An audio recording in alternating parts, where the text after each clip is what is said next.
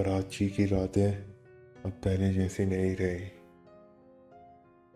शहर फैलता जा रहा है और पुरानी वीरानियां अब नई हाउसिंग सोसाइटीज़ के बीच दब गई हैं। लेकिन कुछ चीज़ें वही हैं जो सदियों से थी।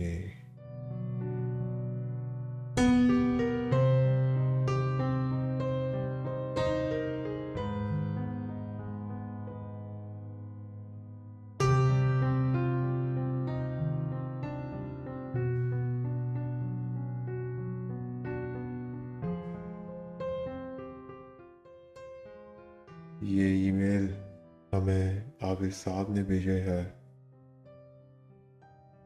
जो कि बैरिया टाउन में रहते थे। अब वो अमेरिका शिफ्ट हो गए हैं। उन्होंने अपने सारे वाक़या जो उनके साथ हुआ वो हमारे साथ शेयर किया। वो इस ईमेल में लिखते हैं कि वो हमेशा से बैरिया टाउन से लेके शहर जाते थे और फिर रात को शहर से वापस वो बैरिया टाउन की तरफ आते थे। तो एक रात उनके साथ ऐसा हुआ कि 2 बजे का टाइम था। वो शहर से वापस जो है अपने घर की तरफ बैरिया टाउन आ रहे थे। उन्होंने टोल प्लाजा क्रॉस किया। जब वो लंबी और सुनसान सड़क पर पहुंचे जहां दूर दूर तक सिर्फ मिट्टी के टेले नज़र आ रहे थे, अंधेरा था, तो उनको एक अजीब एहसास हुआ। वो एहसास ऐसा कि उनकी गाड़ी वज़नदार होने लगी। उसका जो वज़न था वो बढ़ गया गाड़ी का। उनको ऐसा लगा शायद कोई टायर वायर में हवा कम हो गई, जिसकी वजह से गाड़ी चल नहीं पा रही सही तरीके से, क्योंकि गाड़ी का जो है फोर्स लग रही थी। फिर उन्होंने ये महसूस किया कि जो उनकी गाड़ी के अंदर का जो टेम्परेचर था वो अचानक गिरने लगा। हालांकि उन्होंने एसी भी बंद कर दिया तो फिर भी ठंडक उनके यहाँ बढ़ती गई। और एक वक्त ऐसा आया कि वो उनकी गाड़ी के अंदर फोग होने लगी। तो जो एसी चल रहा था वो भी उन्होंने बंद कर दिया था। और ऐस फिर जब उन्होंने सारी चीज़ें कर ली तो अचानक से उनको सांस लेने की कोई आवाज़ आई।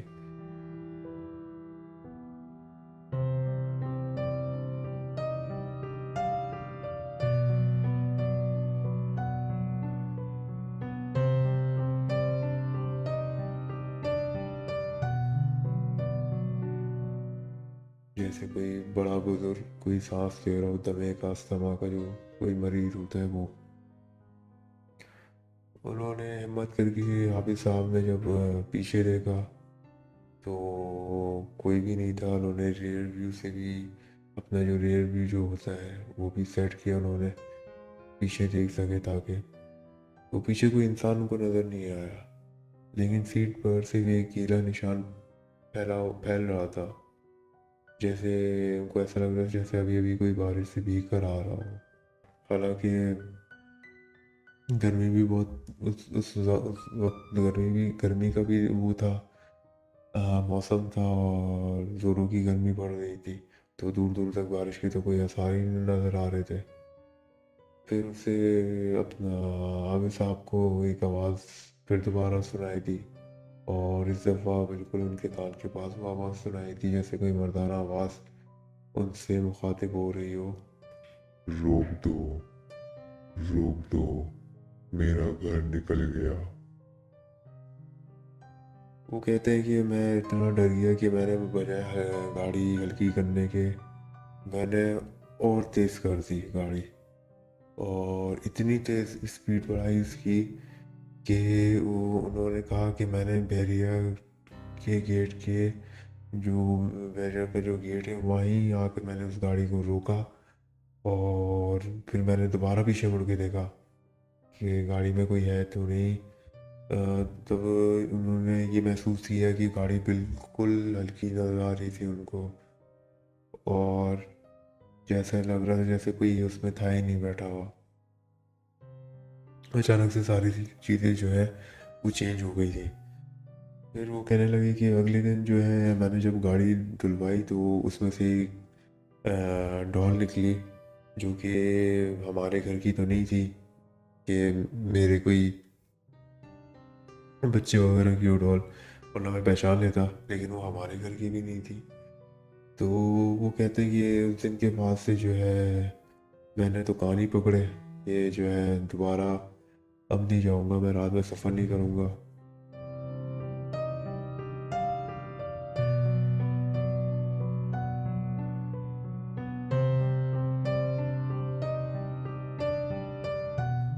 और अभी भी जो है यही सुनने में आता है, लोग कहते हैं कि सुपर हाईवे पे जो बनने से पहले वहाँ पुरानी कब्रें थी, हमने उन पर रास्ते तो बना दिए, लेकिन उन रास्तों पर चलने वाले आज भी वहीं भटक रहे हैं।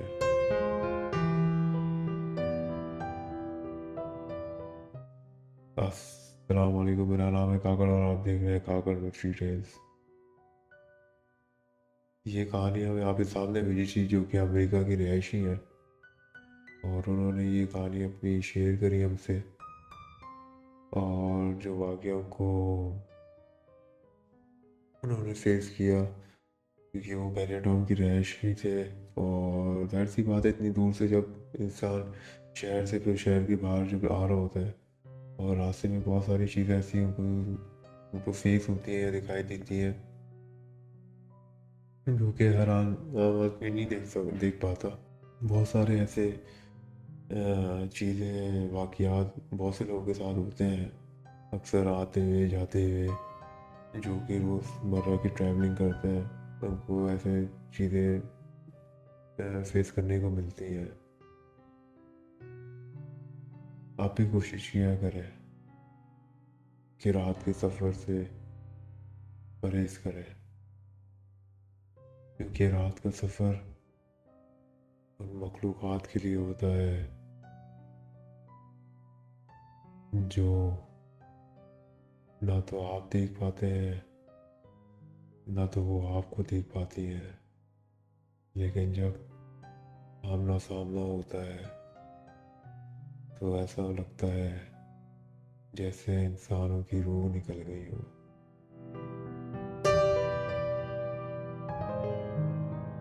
अगले वाक़ये के साथ एक बार फिर हाज़िर होऊँगा, तब तक के लिए दीजिए इजाज़त। अल्लाह हाफ़िज़ व नासिर।